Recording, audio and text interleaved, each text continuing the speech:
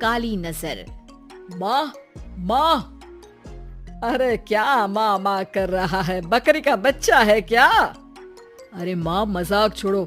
मुझे फाइनली वो मेन चौराहे वाली दुकान मिल गई है। अब देखना, आपका बेटा दुगनी स्पीड से पैसा कमाएगा। ओफो, ये क्या? मेरी ऑनलाइन मेकअप क्लास चल रही है। इतनी जोर से क्यों बोल रहे हो आप दोनों?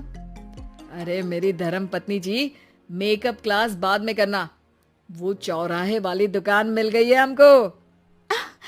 अरे वाह, रुको, मैं अपनी माँ को फोन लगाकर बता देती हूँ। अरे मैं भी अपने रिश्तेदारों को बता देती हूँ। कितनी खुशी की बात है। हाँ हाँ, मैं भी अपने दोस्तों को बता देता हूँ। 1 हफ्ते बाद रजिस्ट्री है। बस, घर में खुशी का मौका था। उन तीनों ने अपने अपने फोन उठाए और लोगों में बात फैलाना शुरू कर दिया।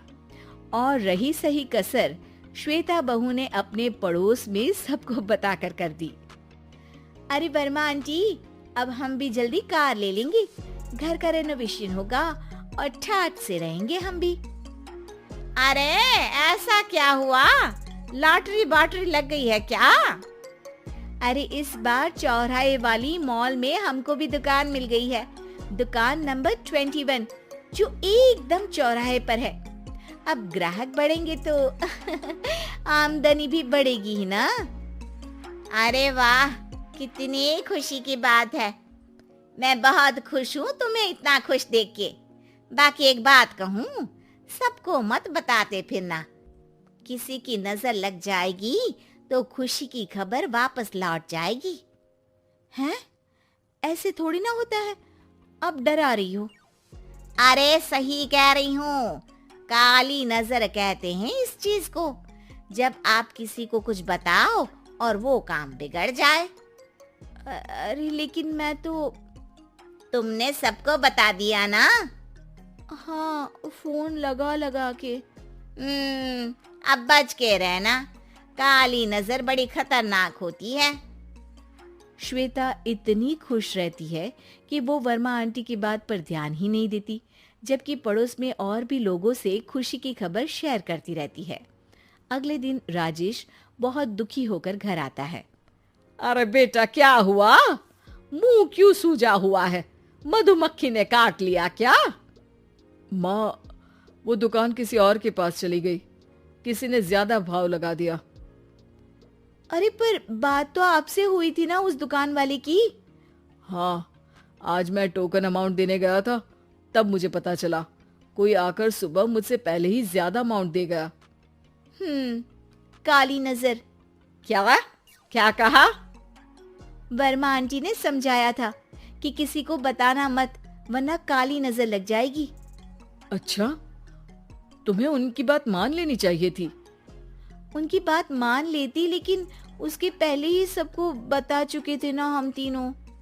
अरे अगली बार से ध्यान रखेंगे। कोई भी नई चीज होगी तो किसी को नहीं बताएंगे। तीनों कुछ दिन ऐसे ही रहते हैं, पर एक दिन श्वेता को एक मेल आता है।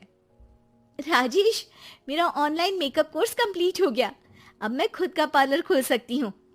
अरे वाह, अपने मोहल्ले में ही खोलते हैं। ये जो घर के सामने दुकान है ना, वहीं। हाँ, यहाँ सस्ती भी मिल जाएगी।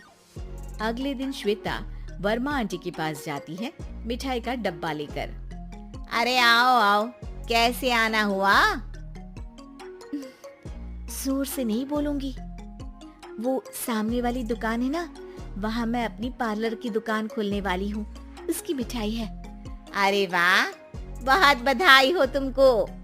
हाँ, मैं कमाने लगूंगी तो राजेश पर पूरे घर का बोझ नहीं रहेगा ना आंटी जी। ये तो है, पर ये बता कि तूने ये बात किसी और को तो नहीं बताई ना? अरे नहीं नहीं, पिछली बार गलती कर दी थी। काली नजर लगी किसी की और राजेश के हाथ से वो दुकान चली गई थी। सबको मत बताना।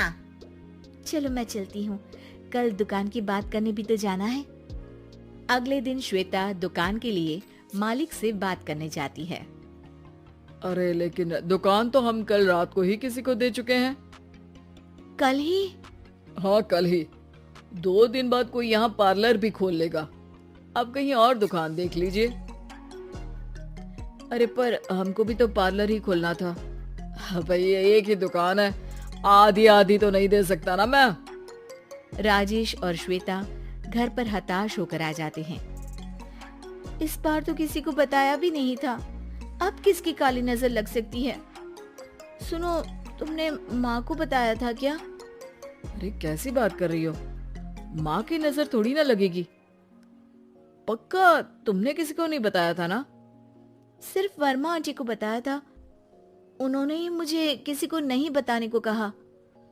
अरे यार तुम भी सही हो, मेरी माँ को नहीं बताने को कह रही हो, पर वर्मा आंटी को बताना तुम्हें जरूरी लगा।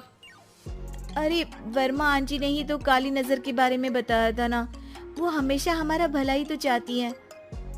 मेरी माँ भी हमारा भला ही चाहती है। अरे पर चिल्ला क्यों रहे हो, बात नहीं कर सकते क्या आराम से? नहीं आता वो आराम से बात करना, और करना भी नहीं चाहता हूँ मैं। दुकान जाने का दुख गुस्से में बदल गया था और राजेश और श्वेता में बात बंद हो गई थी। 2 दिन बाद मोहल्ले में पार्लर का इनॉग्रेशन हुआ, जिसमें मोहल्ले के सभी लोगों को बुलाया गया, पर श्वेता, राजेश और माँ नहीं जाते। माँ अंदर आ जाओ, क्या देख रही हो? अरे नया पार्लर देख रही हूँ अपने आंगन से। देखो, माँ को दूसरे का सुख देखने में कितना मजा आ रहा है, मेरा दुख नहीं दिख रहा इन्हें। यहाँ मेरा पार्लर भी तो हो सकता था। अरे चुप रहो यार, हर बात में लड़ाई क्यों ढूंढ रही हो? राजेश और श्वेता फिर बहस करने लगते थे। तभी माँ ने दोनों को बाहर बुलाया। अरे जरा देखो तो, दुकान चलाने वाले का बोर्ड पर नाम क्या लिखा है? श्रुति वर्मा। गाड़ी निकाले बेटा, हमें कहीं जाना है। काली नजर का इलाज कराने? राजेश अपनी बाइक निकालता है। तीनों ट्रिपलिंग कर रहे हैं। माँ राजेश को उस मॉल वाली दुकान पर लेकर जाती है जहाँ राजेश अपनी दुकान खोलने वाला था। यही दुकान लेना चाहता था ना तू? हाँ, पर इनको भी दुखी करने लेकर आई हो क्या यहाँ पर दुकान दिखाकर? वहाँ काफी नहीं था? अरे श्वेता थोड़ा सब्र रख, अभी पता चलेगा कि हम यहाँ क्यों आए हैं। बता, इस दुकान चलाने वाले का नाम क्या है? अनुपम वर्मा। कुछ समझ में आया? वो दुकान वाली श्रुति वर्मा, ये दुकान वाला अनुपम वर्मा, और हमारे पड़ोस में हमने उस दुकानों के बारे में बताया किसको था? अब वर्मा आंटी को। मतलब वर्मा आंटी ही हमारा काम बिगाड़ रही है? नहीं नहीं, ऐसा नहीं हो सकता, ये बस इत्तेफाक है।